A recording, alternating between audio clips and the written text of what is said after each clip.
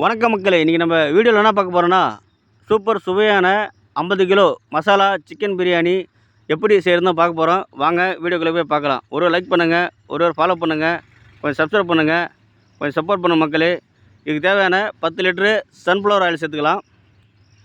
எண்ணெய் நல்லா சூடானதும் 100 கிராம் பட்டை பொடிசாக ஆக்கி சேர்த்துக்கலாங்க. பட்டை சேர்த்துட்டு நம்ம அது கூடவே 100 கிராம் ஏலக்காய் சேர்த்துக்கலாம்.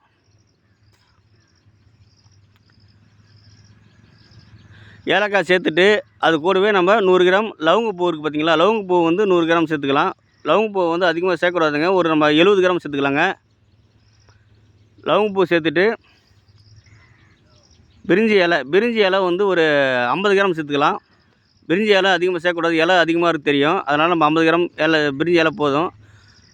பட்டை இலக்கெல்லாம் பொரிஞ்சு வந்த உடனே நம்ம 15 கிலோ பல்லாரி வெங்காயம் பொடிசாக கட் பண்ணி வச்சுக்கிறோம். அதை நம்ம 15 கிலோ வெங்காயம் சேர்த்துடலாம். வெங்காயம் சேர்த்துட்டு அது கூடவே நம்ம ஒரு கிலோ பச்சை மிளகா காம்பை கிள்ளி தண்ணியில் விட்டு அலசி எடுத்து வச்சுக்கிறோம். 1 கிலோ பச்சை மிளகா சேர்த்துடலாம். வெங்காயம் நல்லா பொன்னிறமாக வணங்கினதும் நம்ம 4 கிலோ இஞ்சி, 4 கிலோ பூண்டு விழுது சேர்த்துடலாம். இஞ்சி விழுதும் பூண்டு விழுதும் ரெண்டும் சேர்த்துட்டு நல்லா வணங்குற வரைக்கும் ஒரு 10 நிமிஷம் நல்லா கிளறி விடணும். இஞ்சி விழுது பூண்டு விழுது நல்லா வணங்கி வரணுங்க. நல்லா எண்ணெயில் வந்து எண்ணெய் மேலே வரும், அப்போ நல்லா வணங்குறது மாதிரி தெரியும், நம்மளுக்கு வாசனை நல்லா வரும்.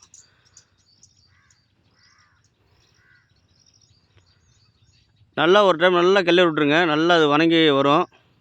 அது வணங்கி வந்தோடனே நம்ம 15 கிலோ தக்காளி நம்ம பொடிசாக கட் பண்ணி வச்சுருக்கிறோம், அதை நம்ம சேர்த்துடலாம்.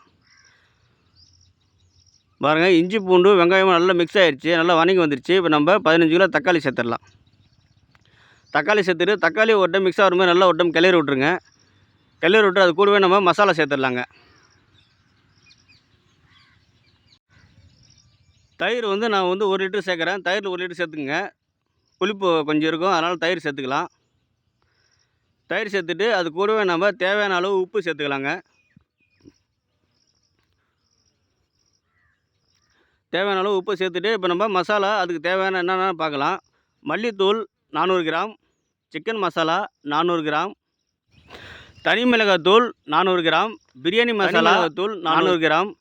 இந்த மசாலா எல்லாத்தையும் நம்ம கட் பண்ணி இப்போ நம்ம சேர்த்துடலாங்க. கம்பல்சரி பிரியாணி மசாலா சேர்க்கணுங்க. பிரியாணி மசாலா சேர்த்துங்க, அப்போ தான் நல்லாயிருக்கும். இப்போ மசாலாலாம் கட் பண்ணி நம்ம பாருங்க, தக்காளி நல்லா வணங்கி வந்துருச்சு, இதிலே சேர்க்கணும். சேர்த்துட்டு மசாலா கொஞ்சம் வணங்கணும். இதுவும் நல்லா ஒரு டைம் கிளறி விட்ருவோம். நல்லா ஒரு டைம் மசாலா நல்லா வணங்கணும். மசாலா கொஞ்சம் வணங்கி வந்து மனம் வலி வரும். அப்போ நம்ம எடுத்து வச்சுருக்கிற 50 கிலோ சிக்கன் சேர்த்துடலாம். சிக்கனை சேர்த்துட்டு சிக்கனை வந்து அதிகமாக கிளற விடக்கூடாதுங்க, அதிகமாக வேகக்கூடாது. இப்போ மசாலா வந்து உப்பு காரம் எல்லாம் லைட்டாக இறங்கினதும் நம்ம தேவையான அளவு தண்ணி வச்சிடலாங்க. சிக்கனை வந்து அதிகமாக வணங்க விடக்கூடாது, அப்போ தான் பிரியாணியில் வந்து பீஸ் உடையாமல் வரும். இப்போ நம்ம தேவையான அளவு தண்ணி சேர்த்துடலாம். நான் வந்து 96 லிட்டர் தண்ணி வைக்கிறேங்க. 50 கிலோ சிக்கன் பிரியாணிக்கு 96 லிட்டர் தண்ணி வைக்கணும், அப்போ தான் கரெக்டாக இருக்கும். தண்ணி நல்லா இப்போ கொதி வந்ததும் இப்போ நம்ம ஊற வச்சுருக்கிற அரிசி சேர்த்துடலாங்க. 50 கிலோ ரைஸ் சேர்த்துடலாம். இப்போ 50 கிலோ ரைஸ் சேர்த்துட்டு இப்போ நல்லா ஒரு டைம் நல்லா கிளறி விட்ருவோம்.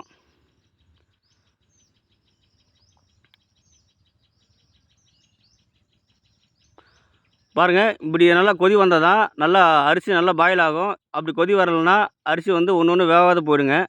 நல்லா கொதி வந்தோன்னா நல்லா ஒரு டைம் கிளறி விட்டுடலாம்.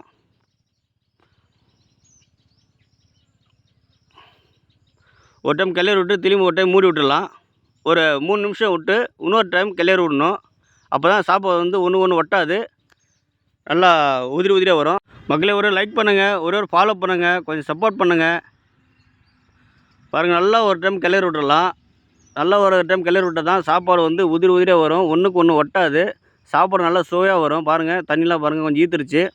அடுத்து நம்ம இன்னொரு டைம் மூடி விட்டு 3ஆவது டைம் வந்து கிளறி விடுவோம். கிளறி விடும்போது புதினா மல்லி தண்ணியில் விட்டு அலசி நல்லா பொடிசாக கட் பண்ணி எடுத்து வச்சுக்கிறோம். இப்போ நம்ம சேர்த்துடலாம். பாருங்கள், இப்போ நம்ம இப்படி வந்துருச்சு, சாப்பாடு நல்லா சூப்பராக வந்துருச்சு. பாருங்கள், இந்த டைமில் தான் நம்ம புதினா மல்லி எல்லாம் சேர்க்கணும். சேர்த்துட்டு அது கூடவே நம்ம 1 லிட்டர் நெய் எடுத்து வச்சுருக்கிறோம். அது கூடவே நம்ம 1 லிட்டர் நெய் சேர்த்துடலாங்க. நெய் சேர்த்துட்டு நெய் புதினா கொத்தமல்லி நல்லா மிக்ஸ் ஆகிற மாதிரி நல்லா ஒரு டைம் கிளறி விட்டுறலாம்.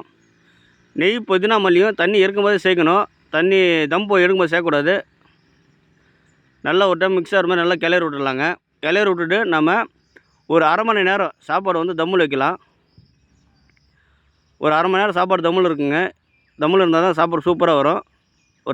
நம்ம வந்து பாருங்கள் ரெடி ஆகிடுச்சு. இப்போ நம்ம வந்து ஒரு அரை மணி நேரம் சாப்பாடு வந்து தம்மில் வச்சிடலாங்க. ஒரு அரை மணி நேரம் விட்டு நம்ம எடுத்து பார்க்கலாம். ஒரு அரை மணி நேரம்ன்றது ஒரு 20-25 நிமிஷம் வைக்கலாங்க. நார்மலாகவே பாருங்கள், ஒரு 25 நிமிஷம் விட்டு நம்ம எடுத்து பார்க்குறோம்.